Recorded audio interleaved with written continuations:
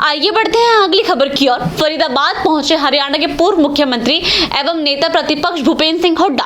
Bharatiya Janata party की सरकार अपने 10 साल के कार्यकाल में विफल रही और वहीं पूर्व मुख्यमंत्री भूपेंद्र सिंह हुड्डा ने यह भी कहा कि किसानों के आंदोलन को रोकने के लिए केंद्र सरकार को तुरंत प्रभाव से किसानों से बातचीत करनी चाहिए थी।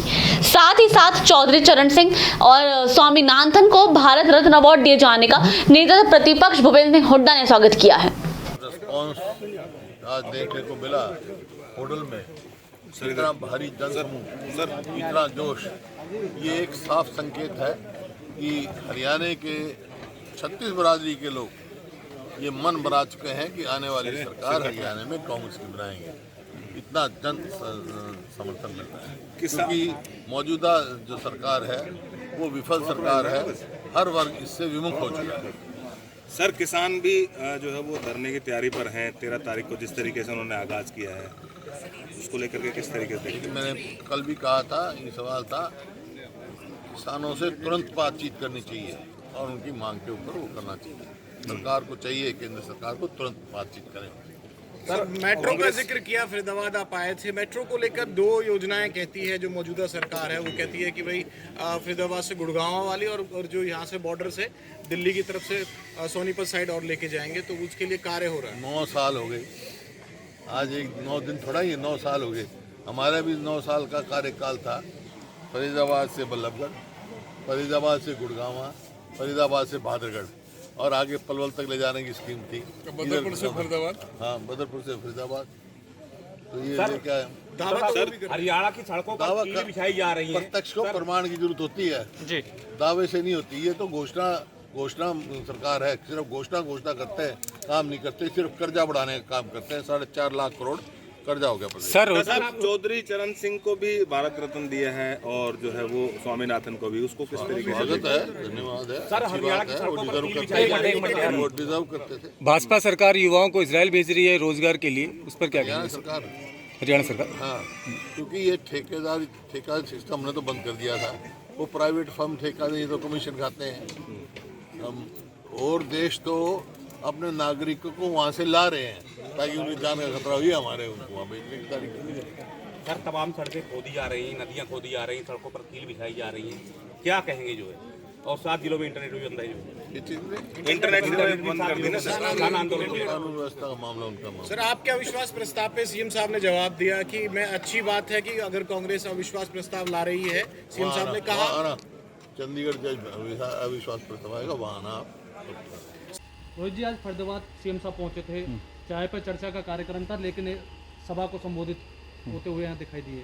किस तरीके से देख रहे हो 2024 में लोकसभा और विधानसभा के चुनाव भी हैं? देखिए, जहाँ तक लोकसभा चुनावों की बात है, इसमें किसी से कोई छुपी हुई बात नहीं है। मेरे पिताजी लोकसभा चुनाव लड़ने की पूरी तैयारी कर चुके हैं और आज से नहीं, कम से कम आप समझ लीजिए, जब से मेरे पिताजी ने राजनीति में अपनी शुरुआत करी, शुरू से उन्होंने लोकसभा की राजनीति करी, कभी विधानसभा की राजनीति नहीं करी। 2009 में इंडिपेंडेंट पार्टी छोड़ के लोकसभा का चुनाव ही लड़ना पड़ा और हम कांग्रेस विचारधारा के लोग हैं, तो वापस कहीं ना कहीं कांग्रेस में ही हमारा मन था। वापस फिर हमने घर में कांग्रेस की वापसी करी।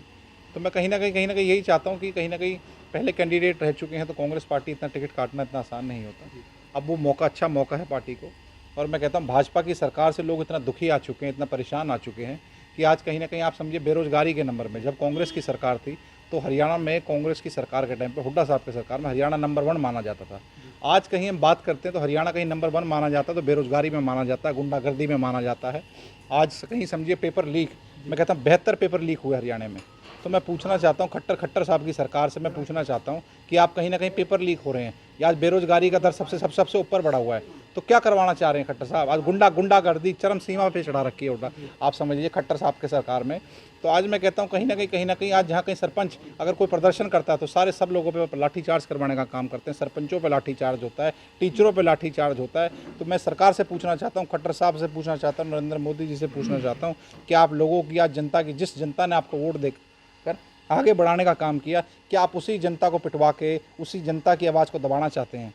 मैं लोगों से आज जब हुड्डा साहब बोल के गए तो हुड्डा साहब ने सबसे पहली बात यही बोली कि मैं गुंडागर्दी हरियाणा से ख़त्म करने का काम करूंगा, और लोगों को रोज़गार हुड्डा साहब ने पहले भी दिया, और अब भी अगर हमारी कांग्रेस की सरकार को मौका मिला तो आगे भी हम रोज़गार में, जैसे पहले हरियाणा नंबर 1 था, अब भी नंबर 1 पे लाने का काम करेंगे। और मेरे पिताजी को लोकसभा की अगर टिकट मिली तो ये हम सीट कांग्रेस की झोली में डालने का काम करेंगे। रोहित जी, हरियाणा के अंदर 10 लोकसभा सीटें हैं। अगर 10 की अगर बात की जाए तो कितनी भाजपा के और कांग्रेस के खाते देखो में मैं तो कहूँगा कि कहीं ना कहीं देखिए, मैं बाकी नेताओं की तरह नहीं बोलता। कहीं ना कहीं आज हर बार हो जाता है कि मैं ऐसा नहीं कहता जो लहर ऐसा कुछ नहीं है। लहर आज जो भाजपा के लोग कहते हैं कि भाजपा की लहर चल रही है, ऐसा कोई लहर नहीं है।